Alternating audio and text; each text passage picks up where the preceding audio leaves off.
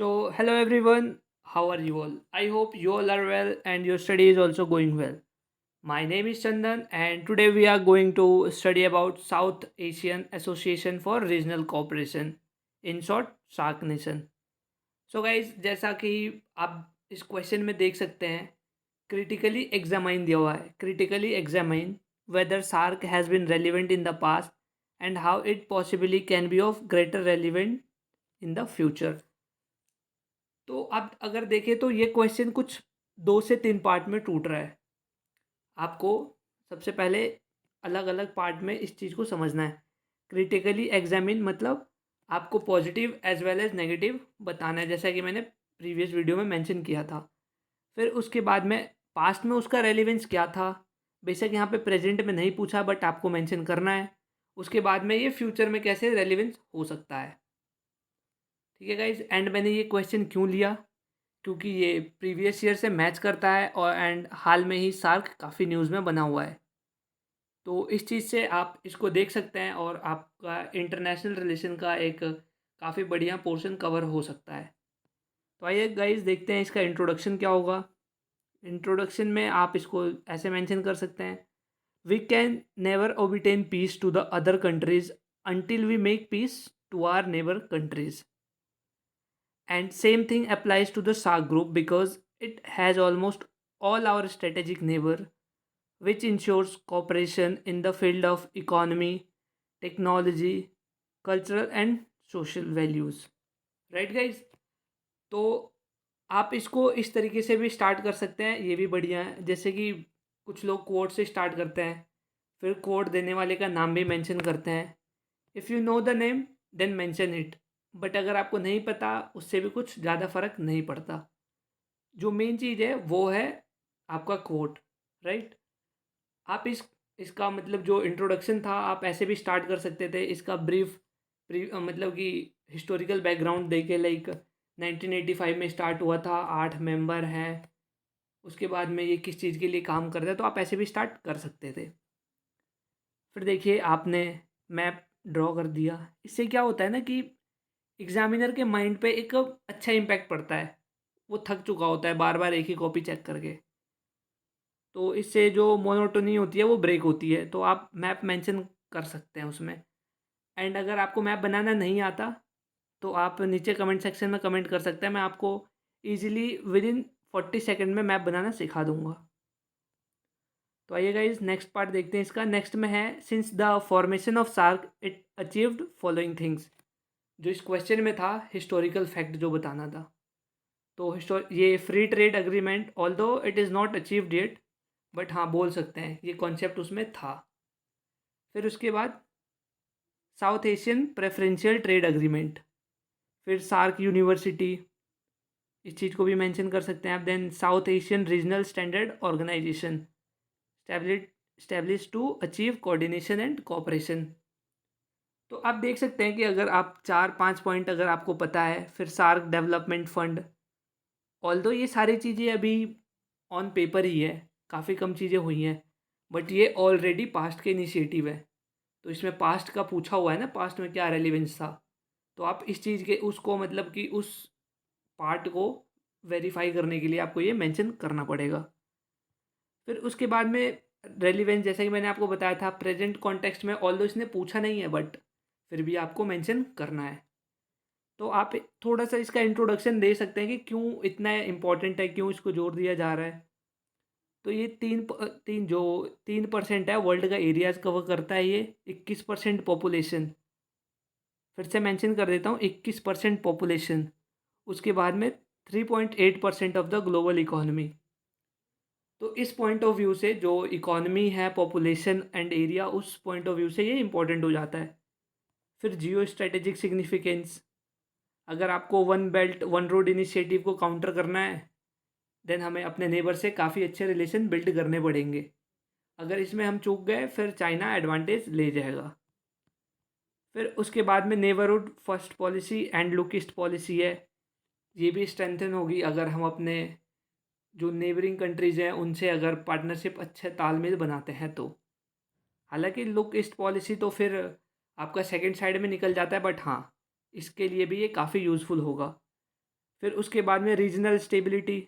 अब जैसे आपको पता है, अगर पड़ोसी के साथ अच्छा कोऑर्डिनेशन नहीं हुआ तो आप तो परेशान रहेंगे ही रहेंगे, आपका पड़ोसी भी परेशान रहेगा। सो बेटर है कि आपस में बातचीत किया जाए एंड उससे कोई सॉल्यूशन निकाला जाए। फिर उसके बाद में ग्लोबल लीडरशिप रोल, जैसा बोलते हैं इंडिया बिग ब्रदर का रोल प्ले कर सकता है यहाँ पे। और कब बिग ब्रदर का रोल प्ले कर पाएगा, हालांकि अभी भी करता है, बट इसको अच्छे से करने के लिए उसको कोऑपरेशन करना पड़ेगा, उसको इन्वेस्टमेंट करना पड़ेगा वहाँ, तभी वो लोग इंडिया की बात सुनेंगे। फिर उसके बाद है future of SAARC remains bleak due to the following issues. मतलब क्या चैलेंजेस हैं, आपने ऑलरेडी 2 पार्ट मेंशन कर दिए हैं। मतलब कि पास्ट में उसका क्या रेलेवेंस था, प्रेजेंट में क्यों जोर दिया जा रहा है, एंड नाउ अब चैलेंजेस की बारी है, क्योंकि इस क्वेश्चन में क्या पूछा गया था, क्रिटिकली एनालाइज। तो गाइज देखते हैं। सबसे पहला जो चैलेंज है, unsettled territorial dispute and trans border criminal activities. अब देख सकते हैं पाकिस्तान, अगर नेबर्स का बात आएगा तो पाकिस्तान का नाम तो आएगा ही आएगा, और अगर टेररिज्म हो और वहाँ पाकिस्तान ना हो, ये भी पॉसिबल नहीं है। और देख सकते हैं ये मतलब कि काफ़ी प्रोमिनेंट इशूज़ है, इसी की वजह से कभी मीटिंग होती है कभी नहीं होती। वैसे ये बाइनियल मीटिंग होती है, मतलब 2 साल में एक बार, और वो भी कभी कभी पोस्टपोन करनी पड़ जाती है। फिर उसके बाद में बांग्लादेश के साथ भी वही सीन है, फिर इधर श्रीलंका के साथ है। तो इस चीज़ को मतलब कि एक प्रॉपर एक क्या बोल कमीशन बना करके, या फिर 8-10 लोगों के ग्रुप बना करके इस चीज़ पे सॉल्यूशन के लिए एक मतलब कमेटी का गठन किया जा सकता है। फिर उसके बाद में theatre of rivalries, ethnic culture religious. अब देख सकते हैं जो रोहिंग्या का इशू है यहाँ पे, या फिर तमिलियंस का जो श्रीलंका में है, या फिर आप बोल सकते हैं जो हिंदूज़ का पाकिस्तान में है। तो ये सब काफ़ी चीज़ें हैं। फिर उसके बाद में न्यूक्लियर इशू, ये एक काफ़ी बड़ा इशू है, क्योंकि इंडिया पाकिस्तान दोनों के पास न्यूक्लियर आर्सेनल है। तो ये एक दूसरे से कोऑपरेट नहीं करना चाहते, और करना चाहते भी हैं तो कुछ एलिमेंट्स नहीं होने देते। तो ये चीज़ भी मेंशन कर सकते हैं। फिर लो फ्रीक्वेंसी ऑफ मीटिंग, जैसा मैंने आपको बताया। फिर limitation of SAFTA and free trade agreement. Paper में तो फ्री ट्रेड एग्रीमेंट मेंशन है, बट अभी तक ये पॉसिबल नहीं हो पाया, अगर है भी तो बहुत लिमिटेड है। तो इस चीज़ को और बढ़ाने की ज़रूरत है। फिर उसके बाद देखेंगे reviving SAARC is in India's interest and beneficial for regional stability by the following measures. अब देखिए, आंसर आप चैलेंजेस आपने बता दिया, रेलिवेंट्स भी बता दिया, बट अगर आपने वे फॉरवर्ड नहीं बताया तो क्वेश्चन अधूरा रह जाता है। बेशक कुछ हो ना हो, एक मतलब एक आंसर को ना फ्रेम में रहना बहुत ज़रूरी है।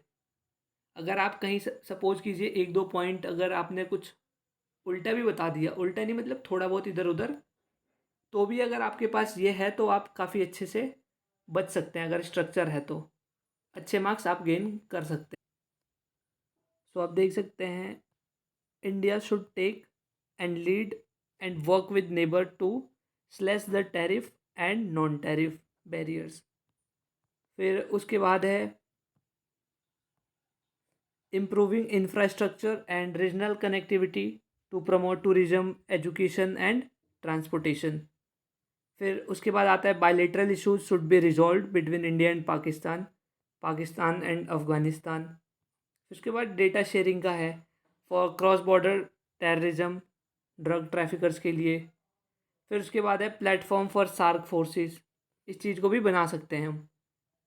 एंड उसके बाद technological advancement for the growth of remotest place and advance weather prediction system, because you know according to the some data, जो साउथ एशियन रीजन है वो क्लाइमेट चेंज से मोस्ट सबसे ज़्यादा इम्पेक्ट होने वाला कंट्री हो जाएगा, मतलब कि रीजन हो जाएगा। फिर उसके बाद में आप देख सकते हैं एक अच्छा सा conclusion, SAARC has the potential to transform South Asian region and this transformation can be possible if government of all SAARC member countries should come together without mutual mistrust. And SAARC must also work as an autonomous institution to ensure peace, cooperation, coordination among their member for their prosperous future. So guys, उम्मीद करता हूँ आपको ये पसंद आया होगा। And second चीज़ जो इसमें है, आपको याद रखना है हमेशा introduction then body, then conclusion. And body में अगर चैलेंजेस और उसके बाद में वे फॉरवर्ड आप दे रहे हैं तो एक काफ़ी अच्छा स्ट्रक्चर हो जाएगा। बेसिक चैलेंजेस पूछा ना हो, जिस क्वेश्चन में चैलेंजेस की ज़रूरत नहीं है वहाँ भी आप 2-3 चैलेंजेस मेंशन कर दीजिए। एंड अगर इंटरनेशनल रिलेशन के क्वेश्चंस में आप पॉइंट वाइज अगर आंसर करते हैं तो ये काफ़ी बेटर होगा, क्योंकि एग्जामिनर के लिए भी वो देख पाएगा कि बंदे ने जो भी है 10 पॉइंट 20 पॉइंट लिखे हुए हैं। लेकिन अगर आप पैराग्राफ वाइज जाएंगे वो भी ठीक है, बट शायद आप 20 नंबर से ऊपर नहीं बढ़ पाएंगे। और इसमें जो पूरी कोशिश है हमारी वो किस चीज़ के लिए है, मार्क्स बढ़ाने के लिए। तो फिर से आपको एक बार दिखा देता हूँ और आप देखिए। एंड सबसे जो इम्पोर्टेंट है इसमें मैप, एंड उसके बाद में जो फ्लो डायग्राम्स है, इसमें कुछ फ्लो डायग्राम्स मिसिंग है जो कि मेंशन कर देते तो और बेटर हो सकता था, राइट। और उसके बाद में डेटा वेटा की कोई इसमें कमी नहीं है, मतलब कि आप ये इसको समझ सकते हैं कि एक अच्छा आंसर है। आप इसको देख करके आप अपना आंसर फ्रेम कर सकते हैं इस लाइन में। मैं ये नहीं कहता कि ये बिल्कुल परफेक्ट आंसर है, हाँ, बट आप इसकी तरह आंसर लिख सकते हैं। एंड गाइज आई होप ये वीडियो आपके लिए हेल्पफुल है। And if you like this video then guys please like, share and subscribe. Thank you guys.